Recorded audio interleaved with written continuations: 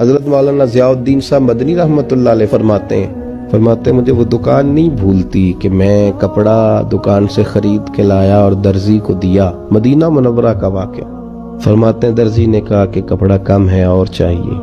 मैं दोबारा असर के बाद उसी दुकान पे गया और दुकानदार से कहा कपड़ा कुछ गिरा और दे दो। कहने लगा हजरत सामने वाली दुकान से ले लो। मैं नाराज हुआ, मैंने कहा क्या ज्यादा पेट भर गया तेरा, ये सामने कपड़ा पड़ा तू दे दे। कहने लगा हुजूर मेरे पास है, मैं दे सकता हूँ, पर मेहरबानी करे ना सामने वाली दुकान से ले ले। कहते मैंने सख्त लहजे में कहा भी तेरे पास है, देता क्यों नहीं। कहने लगा हुजूर मैंने सुबह से काफी बिक्री कर ली है, सामने वाले ने तो इतना कपड़ा भी नहीं बेचा कि सब्जी घर ले जा सके।